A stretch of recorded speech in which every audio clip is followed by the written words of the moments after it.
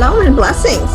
Welcome back to this episode, Prophecy for the Last Hour. My name is Liz McGee, and I am doing it is a rather blitzkrieg trek through the tree of life. I'm trying to introduce people to, this is the foundational, absolutely foundational, theological foundation, like I just said, of the house of Israel. This is for all Israel. This is true Torah understanding that includes the keys to the kingdom that will unlock all the mysteries and explain everything from the Peshat level down to the Sod level. So I just want to read out a couple of things if you're with me now on the second part of Gevurah. And like I said before, Gevurah is where the Christian mind sort of falls off the ledger or the radar at this point because some of the Jewish concepts are so deep. They have had thousands of more years to develop this and to hear from Elohim and to ponder, meditate, chew, so to speak, discern the scriptures than we have. And Messiah ben Joseph came from the root of our Jewish brother. So for that reason, you have to go back to where it all started and get that mindset. I have said that.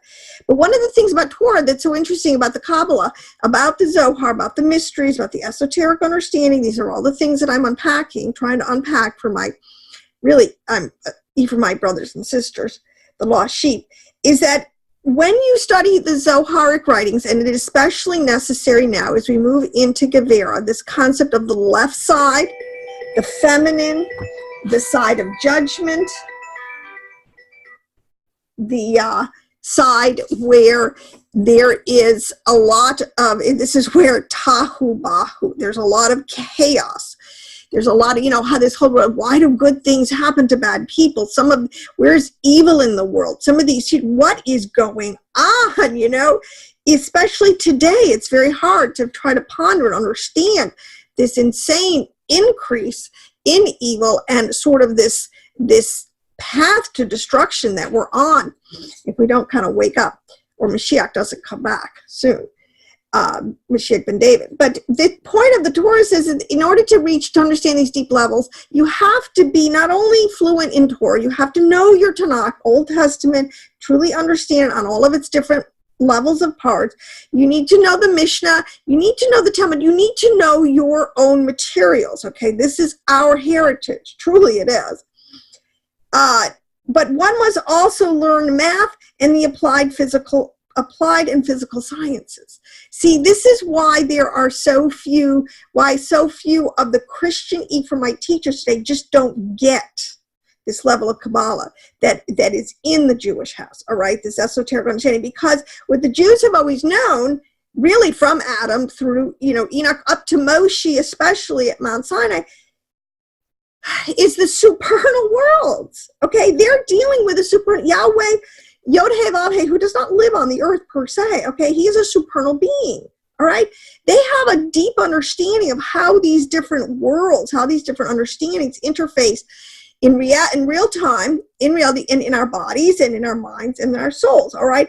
But it says that one of the reasons that Solomon was said to be the wisest man that ever lived, all right, wasn't so much because he was given extra gifts. You could look at like he was given a lot of extra downloads and tools and programs and for his mind to process deep spiritual mysteries. But the thing is it says that he was a master of the physical and the applied scientists.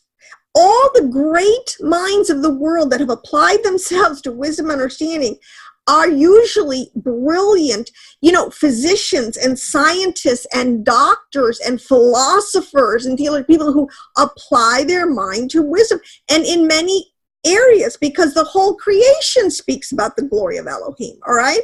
I mean, many like Christian biologists will tell you, it's just amazing when you look at creation through the Creator's eyes, how incredibly diverse and beautiful and varied it is, all right? But this is something like Einstein. Einstein was a Jew, he was a Kabbalist, and he repackaged much of this psychological Kabbalistic understanding in, what's modern psychology. There's nothing new under the sun. He just took all the ancient archetypes of our psychological, our soul levels in our beings and repackaged them. All right? And so this is why it's not that he is some superhuman, but he did have the when you understand Hebrew, you understand Torah, when you understand it from a Jew, you learn the math and you learn the science goes through that, because everything is math. That's, how do you think they figure out these Torah codes and how they, oh my gosh, there's so much to this, I'm just touching, all right? But what I need to say is people like Newton, who was a Kabbalist, who really went after, had tons of mystical texts, was really tracking with the Jews, trying to understand their system of encrypted understanding of the soul level, especially towards the end of the age. The Vilna Gaon, I hope I said that right, one of the most brilliant 16th century, wrote a Kol HaTorah, brilliant book on the redemption, and people like Einstein. I mean, this tradition is real. So I do say to even my brothers and sisters who want to, poo-poo the Zohar, you really are doing it at your own peril, and part of it is you are checking your brains at the door. Be a critical thinker. Don't be afraid to think deeply, all right? To try to solve, because you can, because the Yahweh tells you, the paradoxes, the apparent, okay? It's all a mirage. Paradox is in the text. So when we get into, again, Gevurah, there's a lot of code words, and what I've been through all this, they encode a ton of information in a lot of times concrete, most of the time physical understanding, so we can relate to it. And one of the best ones that we somehow has escaped the modern mind, but we have to get back to it, is the whole concept of angels. Angels are, everybody wants to make fun of angels, these, or the devil with a pitchfork, or these little angels with wings. Now, I mean, that's so profane and carnal, but what in our understanding, we are talking about intelligent, so important to say, intelligent, perceptible. These things can be registered, radared, repeatable, all right, energies. Right, that's really what angels are. They do the will of Hashem in all of the universes, and they go forward and they do his bidding. They're his servants. There's no difference between calling an energy that performs a service, right? When I turn my light on, all the inner works, it performs what it's supposed to do. It puts light in my room, okay? Conversely, the whole process of putting food, quote unquote, on my table. A lot of these, the Bible is saying that the angelic forces that work in the realms of the air and the soil, the wind. I was saying these are all forces, energies, laws of nature that work together to produce our world of physicality. I mean, it really shouldn't be that hard a concept to understand. So we just need to update ourselves, okay? The Jews have always known this. That's why they are really excel in things like physics and astrophysics, because they can think on levels beyond the literal, right? I've been through all this, so I don't want to get into it. I'm just sorry. I had to just kind of make that point again, because again, in Gevurah, and I've realized now that when you get to Gevurah, so much of the way the Hebraic mind uses language is in a war of polemics. Now, this is really important. And this is for the mature mind to understand. So when you come across a text like the War Scroll in the Dead Sea Scrolls, which when I first read it, I was like, oh my gosh, what are these people talking about? I mean, are we literally having this galactic physical war where these banners and these regiments rise up? No. Okay, so it's not meant to be taken literally, okay? This is the whole genre of the writing, so just immediately elevate your mind there. We're talking about duality. We are talking about a system that has been set up by Hashem, the right side and the left side, the male and the female. It doesn't matter what kind of, use your code words, but understand what you're saying. And it's between good and evil. As I said last week, Gavurah is where we first get to the place where the space, he says, and I say, I create evil. Yahweh Adonai created evil, which it shouldn't be so scary because in the world of Geburah, which is in the world of creation, he carved out a space and he planted a tree called the tree of good and evil there. All right. Now, to completely unpack this, what we're saying is, and there was a tree of the tree of life, right? So we are told in the Genesis, these two trees, tree of life and tree of, but we're also told there are many trees. There was multiple trees, and it says of different varieties with different fruits. There was a lot of stuff growing, but our story revolves around these two trees, all right? But in the tree of the knowledge of good and evil, which is a coded phrase for the left side, where Yahweh has to create a place for this whole system to work, which is called our salvation, our redemption, okay? It has to be a place where he can create evil, kind of keep it, store it, use it, house it, keep control of it, a lid on it, so to speak. All right, and that is the beginning concept of Gevurah. And that is also the beginning concept last week I spent a lot of time on, talking about the adversary and the courtroom and how we are judged. Our sins are weighed and judged. If they're found wanting, and then sentences are administered. And unfortunately, most Christians, we immediately stop with the mindset, oh no, Jesus paid for my sins. I don't even have to think, critically and deeply about, hey, what happens to the rest of the world? Okay, that they always trip us up with this question. Oh, what about the people who never heard about Jesus, Yeshua? Are they all going to hell? And most Christians don't have a deep enough theological apologetic. Well, if you knew your tree of life, it's like, oh no, everybody gets judged fairly, okay? And quite frankly, everybody is going to reap what they sow. So that is all built into the scenario. You don't have to worry about that question. That's but this concept of good and evil, this evil shows up and originates at this level of Sephirothic emanation, okay? And the players in it are, Nachash, and you have Hasatan, the adversary, the angel of death. You have a lot of, okay? And again, these are theological concepts to explain to us what is going on in this battle of duality, in this place where, bottom line, the whole point is where free will can exist. Now, this is foundational to all Judaic Christian understanding, is that we are creatures of free will. We choose, choose you this day who you will serve, good or evil. Okay, and this is a very developed concept in Jewish theology, and we need to understand it and apply it in our lives, in our own, because it says about the end of the Ephraim is just full of lies by the end of the age, full of idols, okay? Wrong thinking about all this.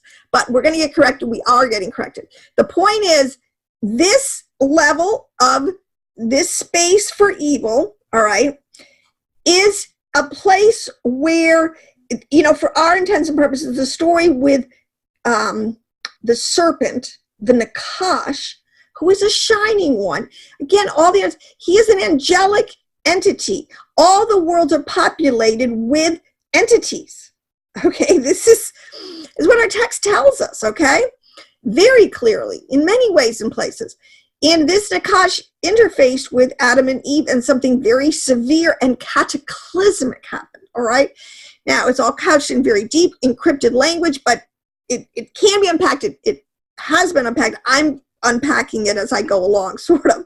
But be that as it may, this is all beginning to make sense now as you come down the Sephirothic tree and you understand this. Now, in this idea in Jewish way is called the evil inclination. Hasatan in our bodily, in our soul life, and even messing with our mind, works in us, in our left side, kind of by this, he has access in what is called the evil inclination. How does he have access to us, so to speak, And he does. And you can only protect yourself the more you, quote unquote, come under Torah, come under the covering, come into obedience, all these concepts, all right?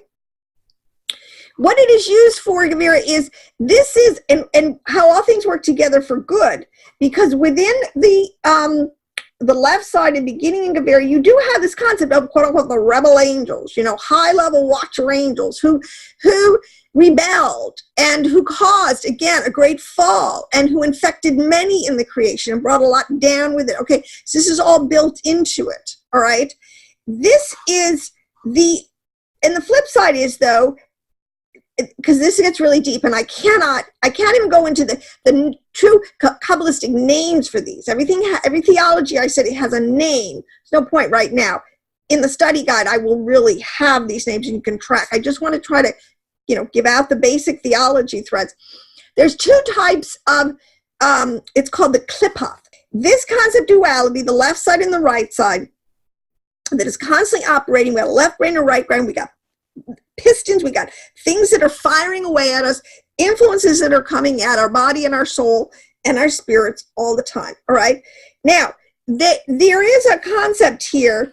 This side, the left side, where these negative forces are, all right, originate and are housed, are used by Yahweh to administer and execute his will of severe judgment.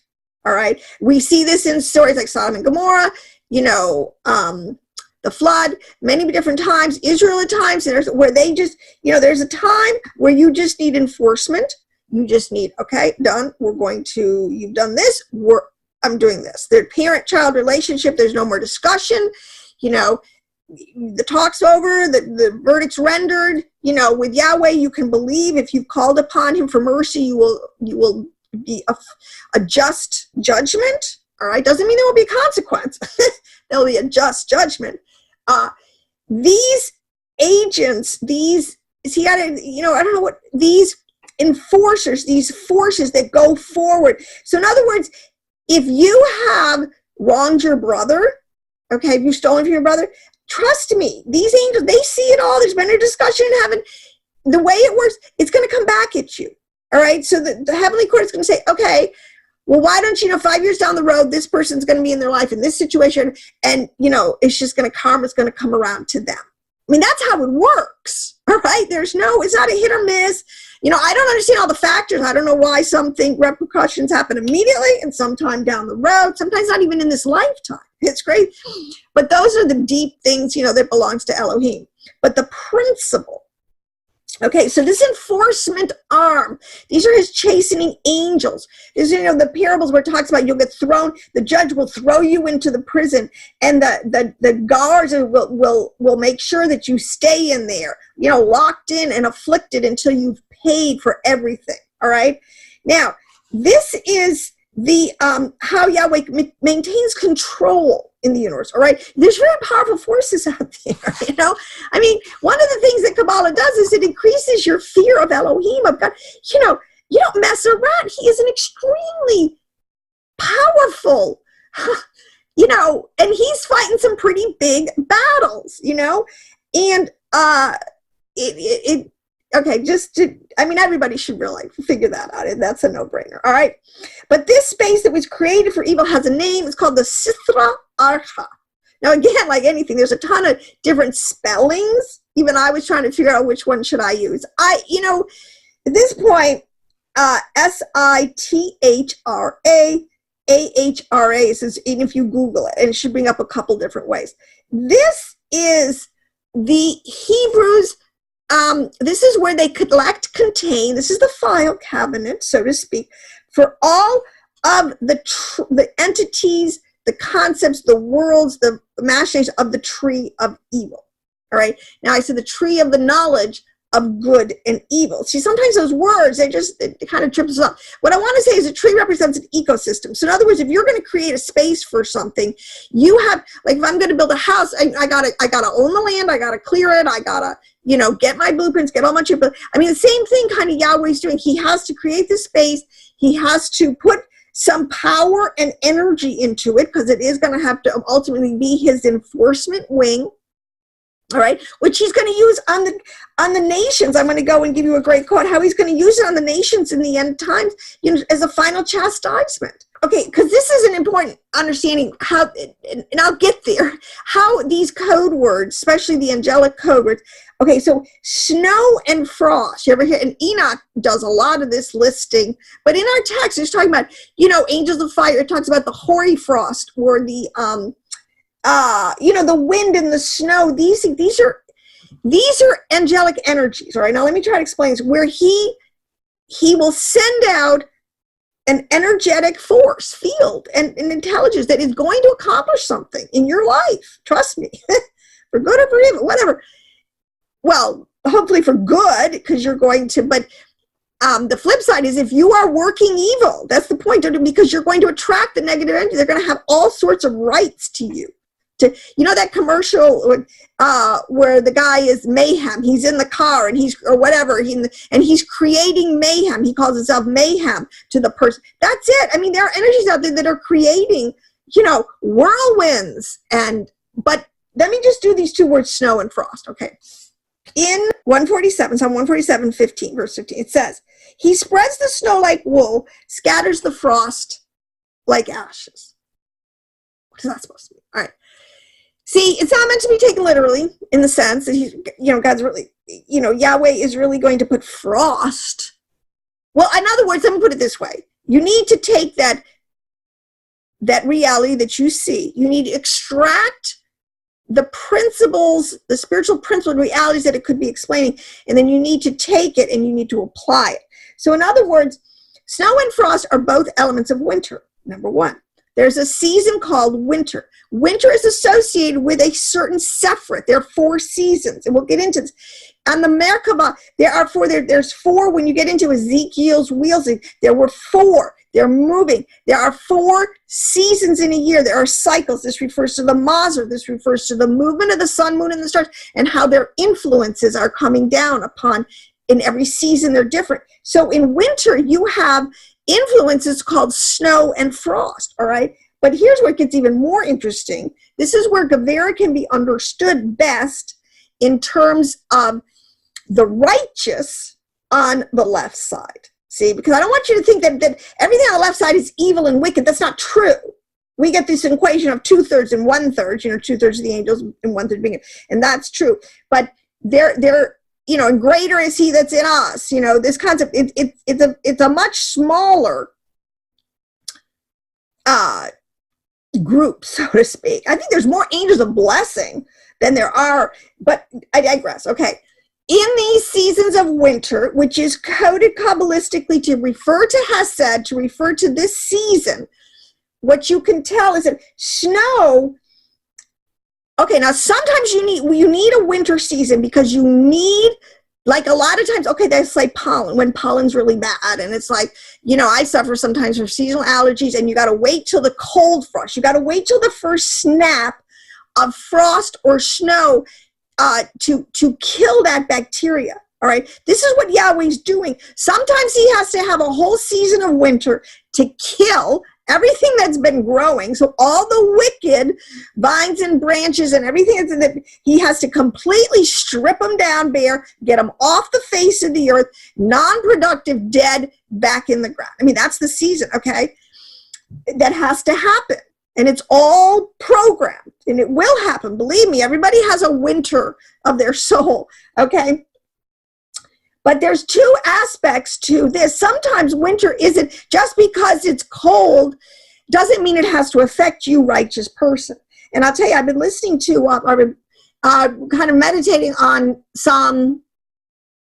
Proverbs 31, the Proverbs 31 woman, and how she is not afraid of winter, and how her handmaids are clothed in scarlet and wool. And I really asked the Father, and I said, I really want to understand what you're talking about. That, because I don't like winter. I'm going into winter where I am, and it's like, oh my gosh. It's a very hard season to endure. You have to endure winter. You have to endure that hardness like a good soldier, all right? Oh, I'm trying to get this out. So snow, though, isn't always bad. Snow has many properties that, even though it's cold, and it happens in the winter, when you're warm and provided for, which is what you would be righteous if you're living under the blessings, even on the left side, you can live, according to the Levites, according to the law, you live Torah, so these chastening angels do not have a right to you, okay? Snow, think of the water we get from the mountains as the snow melts. Think of the beauty. See, I think a Tiferet here we'll get to, which is the beauty of Israel. A snow that is first, if you've ever walked in a fresh snowfall in the evening, that's when there's some light. It is the most beautiful and mystical experience. to be the first one to walk on fresh snow when the temperature's good and the stars are out, and it is magical. All right. And that is sort of, snow is used in a good sense. And it says in this verse that he spreads the snow like wool. All right. So there is a protective covering that is going on with the snow, and he's covering us in it with like fleece, so that we're going to be warm and we can enjoy its beauty and its attributes. All right. In the meantime, the frost is out there. If you get caught outside, so to speak, in the frost, which means in the negative energies, in the calamities, in the quote unquote, in the mayhem, which is a manifestation of winter where it is very severe and harsh, okay? That is like being bombarded by negative energy. So what he's trying to tell you is, you know, if you don't want to be getting a sentence of frost or judgment from Gevurah, you want to get, okay, if it's a season of winter, which happens, you want to get a blanket of snow. So what I'm just trying to say, these words are used so specific, you have to, on many levels, and this is just one of the levels, but it paints such an incredible picture of the truth to apply to the left side, to Gevurah, where we still have duality, all right? Because ultimately, when our souls descend in, so in this Sefirot of Gevurah, all right, which, I mean, some of its code words are very deep. I mean, it's depicted the bronze altar in the temple. It's called the serpent in the story of Adam and Nachash. Bread and wine are associated with the left side. So there's a lot of understandings. There's a lot of things to unpack. These keys to the kingdom, these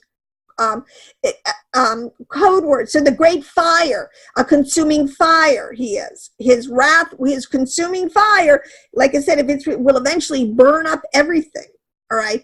Then and it's also the north. The really important ones to understand it is the north. It's the heavenly court in the city of Jerusalem, which is the upper triad of Hesed, Gevurah, and Tiferet. Tiferet is, you want to know, the seat of Yod-Heh, Vav-Heh. All right, it's the unity of Yahweh Elohim, but either way, his throne, but his court is in Gevurah, quite seriously. All right, so let me go back to this other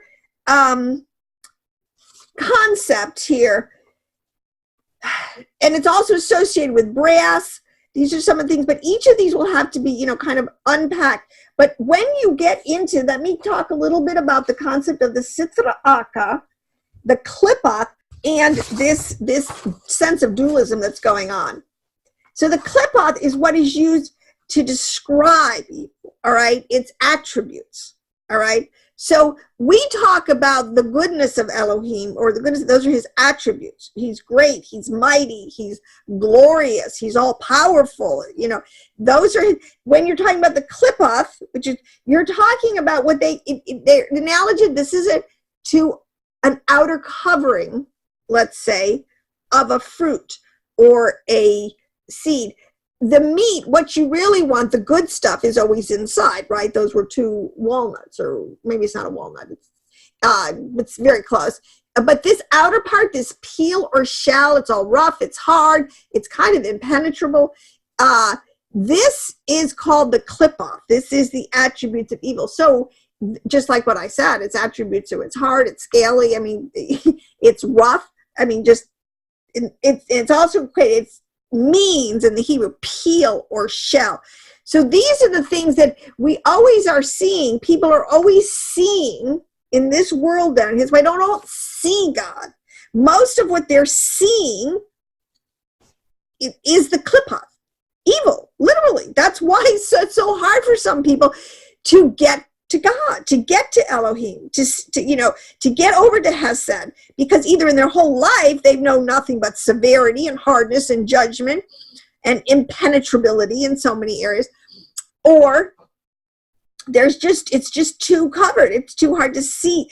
But see, this is where Torah shines the brightest, and understanding Torah, understanding Gevurah, understanding the role of the Levites, and understanding the left side, like how Mashiach ben David comes from the left side. He comes from Gevurah as a soul. And I'm like, oh my gosh, that makes perfect sense, considering his mission at the end. Ooh!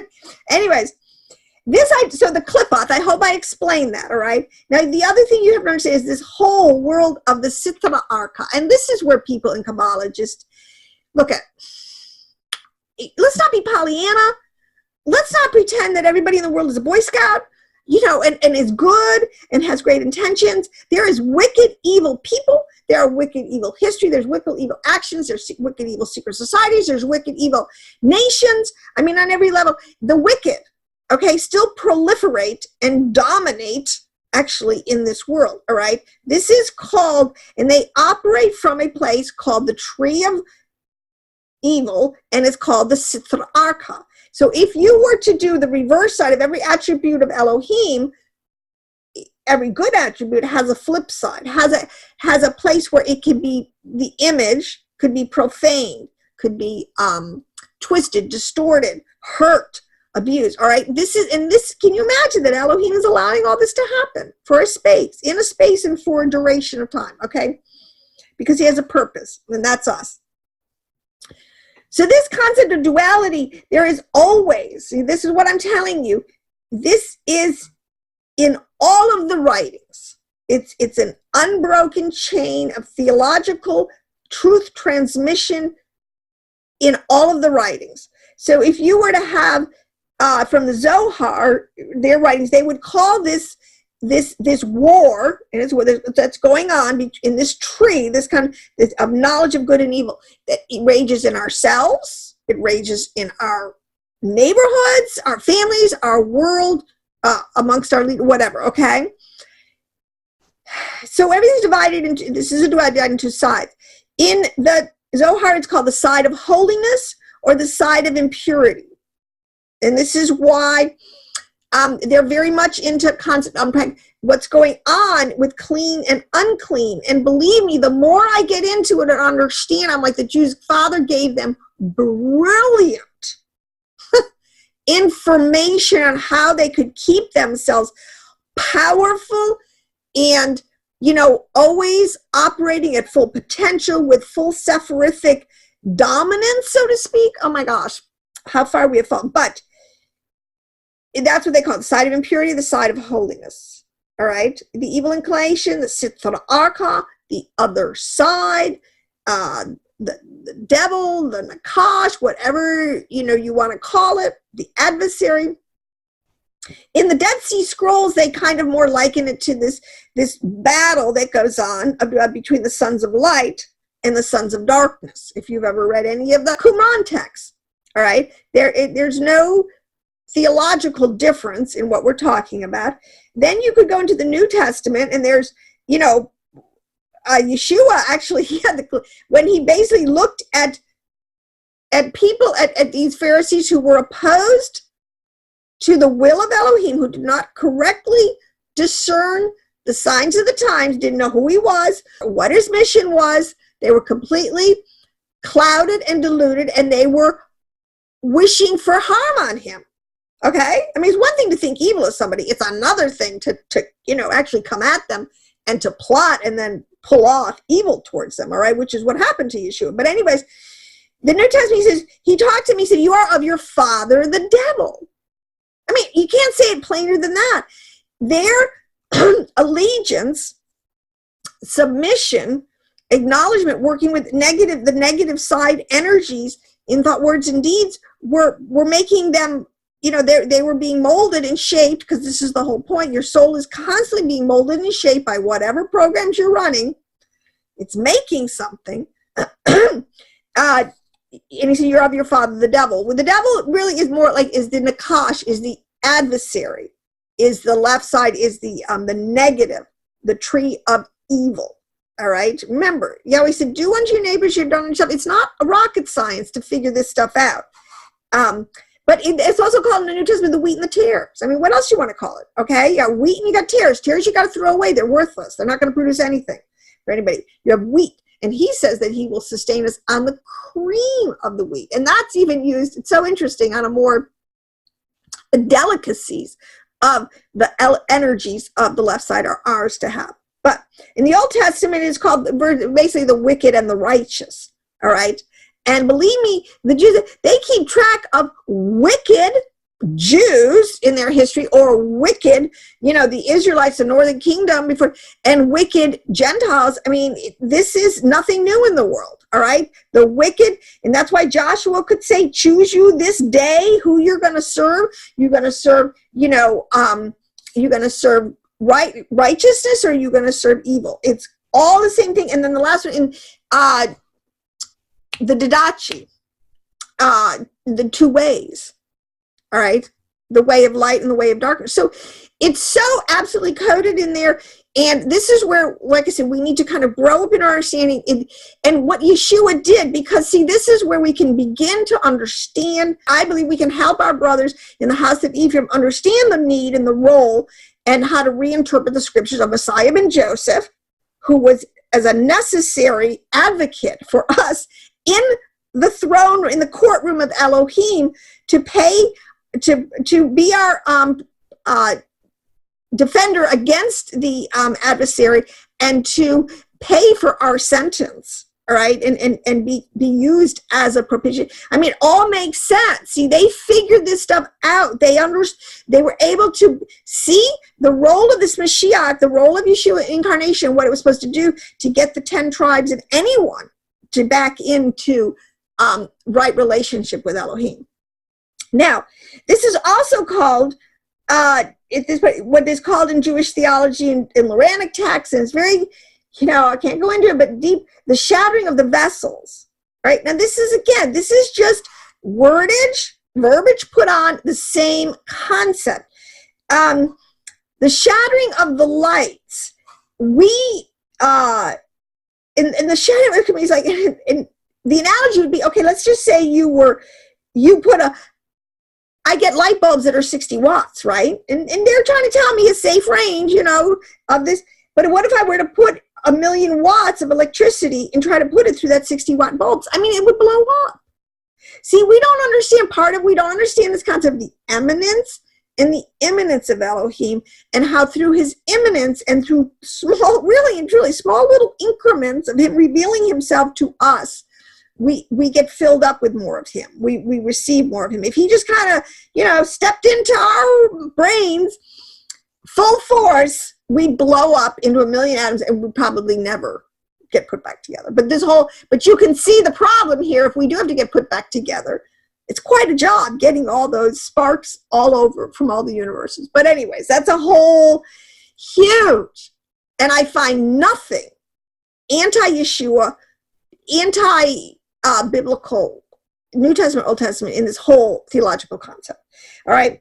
So in that day, all right, now in the day of the final restoration, it says that Yahweh will remove the spirit of impurity. Okay, remember I told you in the Zohar, they called the other side the side of impurity. So the spirit of impurity is the essence, is the energy that channels itself through some kind of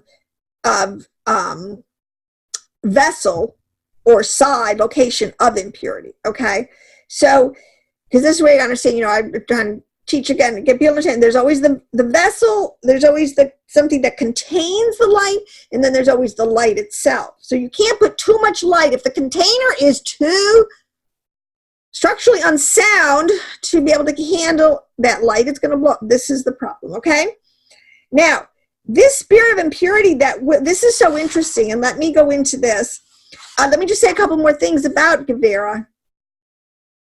And how these angels, these are the tools, and other, because a lot of in popular culture said, oh, you're such a tool. You're such a tool. You're just kind of being used unwittingly by a higher agent or force. You're such a tool. Okay, this is really and truly a very good way of talking about these agents.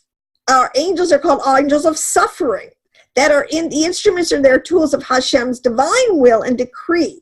All right, Satan can just do nothing on his own. He can't just,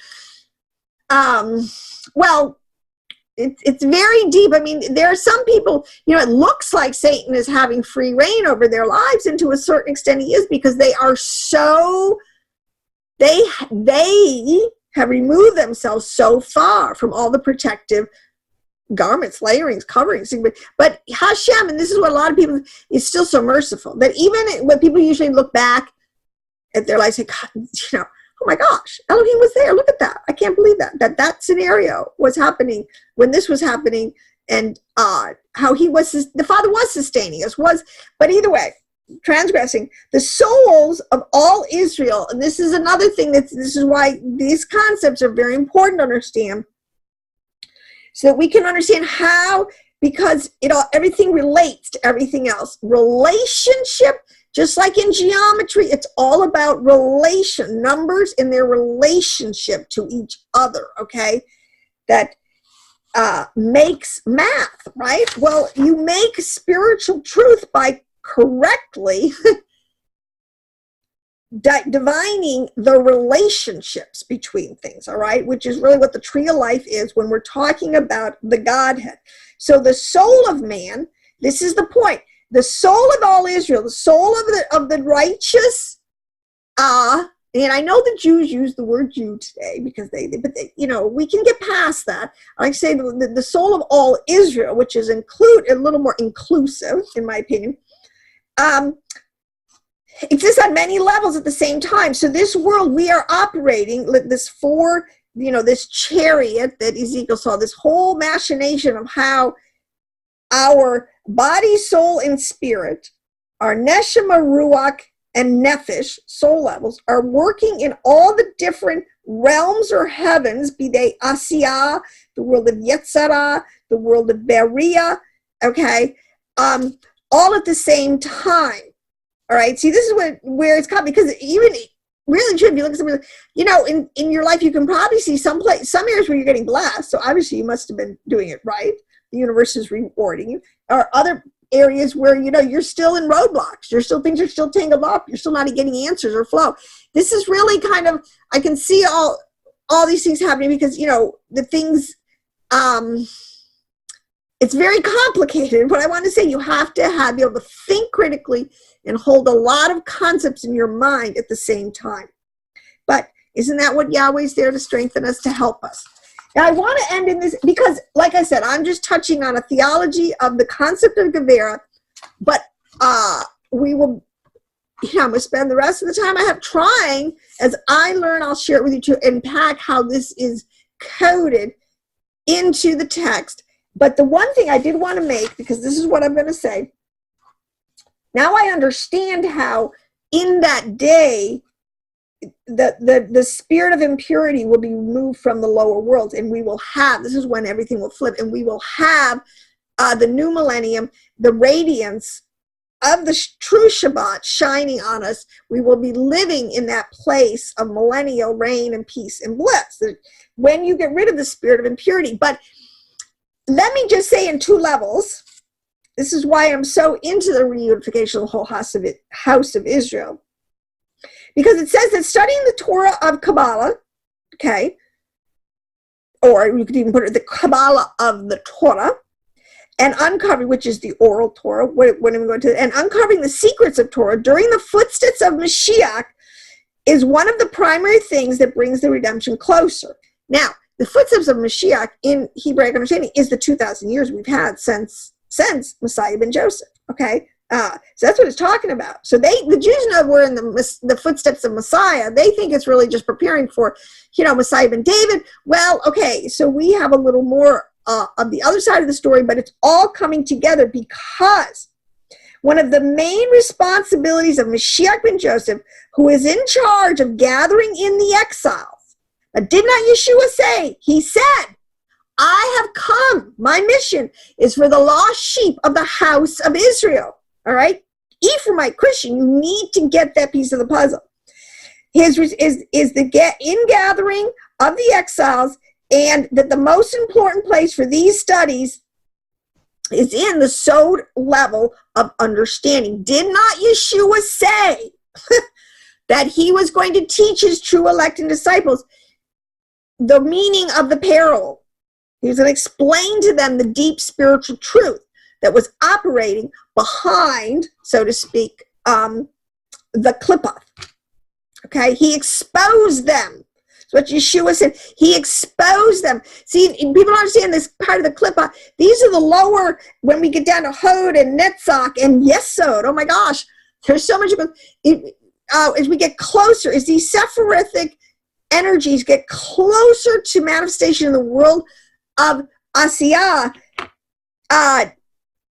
you know, how they take on in such a corporality, and we can interface on such more levels. So much of the history of the world, especially when you get into the conspiracy, you know, the giants and the Nephilims and the demigods and, you know, all this stuff, the Titans and this is nothing more than the interfacings that are going on with the angels, the energetic beings, entities that were created that live in these lower planes, closer to us, all right? Now,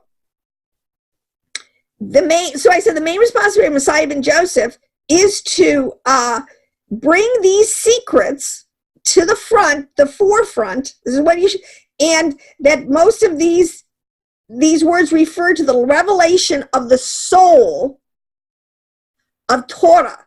Okay, remember, I've been through you understand the soul? All right, the soul, the hidden parts, all right, because it says the whole earth will be full of the glory of the Lord in that day. In other words, the veil will be lifted. We will so understand how we have all been, I mean, seriously brainwashed by Hasatan. He has put a veil, a covering, a theological helmet, so to speak, over the majority of the heads of the people of the world, so they do not understand and discern true reality, and especially the reality of their own soul and what's going on. All right. So in that day, that spirit of impurity, which is the same thing as the veil, like Paul mentioned, that covers the whole this klippah, this hiding of God's light, truth, eminence, his justice, his will, his goodness, even his severity, everything will be revealed in that day, in that light. But it will come about, one of the major catalysts for that to happen is the reunification of the whole house of Israel. When the two opposing sides of the Messiah's disciples, which is the house of Judah, the Jews, the house of Ephraim, which is the Christians, come together with great power, force, and unity, they can utterly, instantaneously destroy the negative forces of Satan. He will have no place to run, no place to hide. I'm telling you, when the dark side least expects it, then sudden unity and brotherhood will remove death and darkness from our midst. It's hard to believe that it can happen, but it absolutely can, because the spiritual system, the mental, is life. It's gonna, because it's life. I mean, it's built into the word. You can't, when a baby, you can't stop that baby from being born. This truth of the workings of the spiritual system of the Godhead will be known in all the earth. Game over, no place to hide. Truth and error will be totally exposed. And the sad thing is, some people, that's why I say, bow the knee now. Oh my gosh. That's why it says, if you have not bowed the knee by the time that happens, why would you want to put your soul through, the correction process? Take it now. Bend the knee now. It's much easier. So anyways, there will be a surprise attack, a surprise unification between the two sides that will cause the full light of redemption to shine in our world, bringing peace to all humankind. I believe it on every level. Political, when people truly understand the two houses and they understand Ishmael, they understand the code, Edom, all these different things, the signs of the north. I mean, so many, we will put evil to flight. And the glory and the light, it will be truly, truly tremendous. But in the meantime, I'm going to end with this, because in the meantime, there's a little piece in the Apocrypha of Abraham, Apocalypse of Abraham. I mean, I love it. Actually, it's a pseudographic text they found, a little kind of fragment book, and they don't, but see what it is it's some of the deepest Zoharic understandings. I don't know who put out there by another stream who had this understanding. All right. So once you get it, you can begin to see how these things are tracking through all the different writings and groups. Because, we're in a war. You don't put all your resources on one front. Yahweh has quite a few fronts fighting his battles today. Anyways, in the Apocalypse of Adam, it says, did I say that fast enough? He said to me, Abraham, what your heart desired, I will tell you, because you have sought to see the 10 plagues, which I have prepared for the godless nations, and which have been predetermined at the passing over of the 12th hour of the age of the earth. Now, let's just quickly unpack some of this. The 10 plagues, you understand a plague, these are pressure. This is like negative energy pressure parts. It's going to get you, like with Pharaoh in Egypt, it's going to get you doing the Father's will one way or another. It's going to cost you everything you have. Even to angels, it cost Pharaoh everything. All right, and all his pride, through all the heavenly hosts, he totally had to humble himself, just like Nebuchadnezzar. These are archetypes for demigods, for angelic orders that get just, for the captains of these that just get too full of themselves. But that's another whole story. For the godless nations, and which has been predetermined at the passing over the 12th hour. This is a reference to the Maseroth. See, one of the big code word is Leviathan, and how this is used, but one is for the Maseroth. And like I was telling you, for a season, winter is a season, that Maseroth, that moon, sun would move in a way into a quadrant that produces a result on the earth. All right. And some of them are going to come down on the godless, on the wicked, on the spirits of impurity, whatever you want to call it, on the tares. Let me see, I'm trying to get them all, on the sons of darkness. Such negative, energetic pressure from Elohim, they're going to crack. Okay. It's called the 10 plagues. And it happens it's been reserved in time. It's at a specific time. Now, here, therefore, and I will divulge, and so it shall come to pass. And these are some of this is so akin to the 10 plagues, but where we get, see, I'm taking this understanding, this is where you get in the book, a lot of the Gospels, and even the book of Revelation, a lot of the plagues, and the famines, and the pestilences, and the wars, and the frost. They're talking about this war that's going on between, good forces and bad forces is really what it's going on. So you have, the first is the distressing pain of sickness. Now, I'm not even going to unpack these, but there's such a plague of sickness, especially in Western nations, especially in America, because, and I've done videos, people, we have to get a grip on food, on what we put into our bodies, on its whole spiritual side. There's so much to it, but sickness is a result of is a big category. And listen, it's so sad, because anyone who thinks that it's normal today is so got their head in the sand.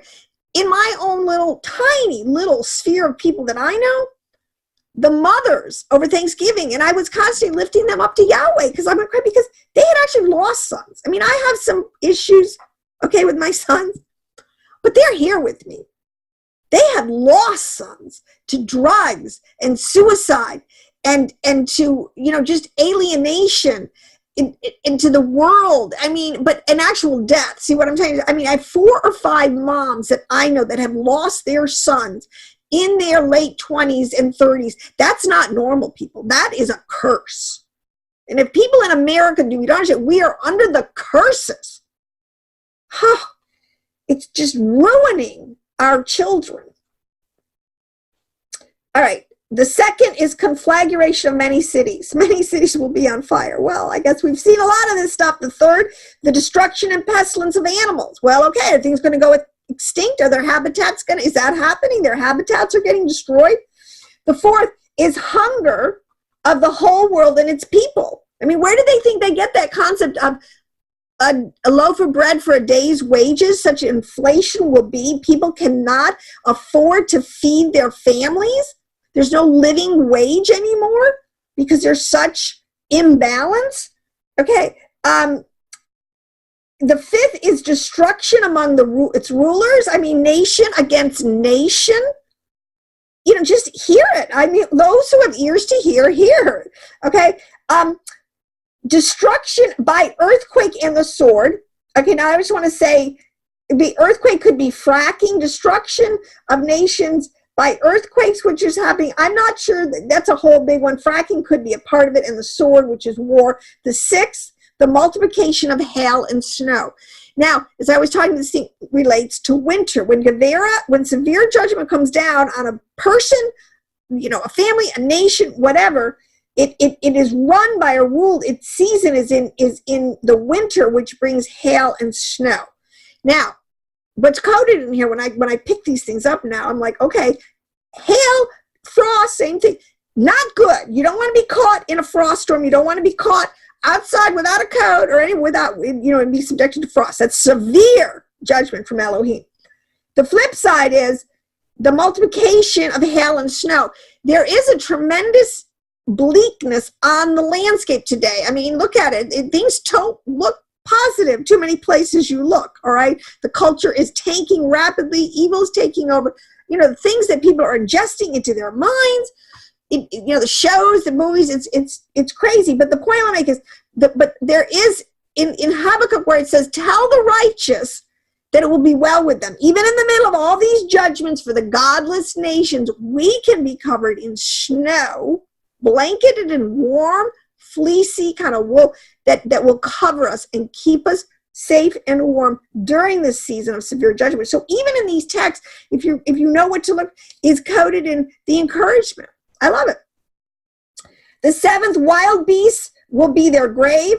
I can't even be wild beasts is, again, hybrids. Think hybrids. Think super soldiers. Think transhumanism. Think you do whatever. Think whatever you want. Imagine what you want, and if you can imagine it, believe me, it's already a vessel fitted for destruction. Hunger and pestilence will alternate with destruction. I mean, there will be no complete lawlessness. There'll be no way to solve these things. There'll be no answers. In the ninth, punishment by sword and flight in distress. I mean, this is what it says. Pray that your flight be not in winter. See, people, this is what I need. Listen to me. I'm sorry, but this is a gift from Elohim. Winter is talking about a Sephirothic season in the tree of life. It's talking about a time you go into. It's not talking about having to, pack your bag in the wintertime per se, okay? These are deeply esoterically coded with spiritual reality. So, but where do you think they get that wordage?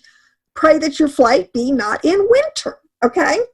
And the last one, the 10th, thunder and voices and a destructive earthquake, which brings you right up to Zechariah, the great earthquake that will happen in the last days, right when Messiah stands on the Mount of Olives and it splits. Okay, thunder and voices. Let me tell you what, thunder and voices. You want to hear? You want to hear from God? You're going to hear from your heavenly mother and your heavenly father.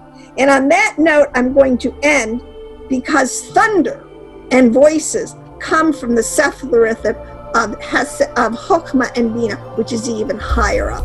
And there is going to be a full revelation coming soon and very soon. So on that note, shalom, blessings, and I will be back with more teachings on our Zoharic tradition. Shalom.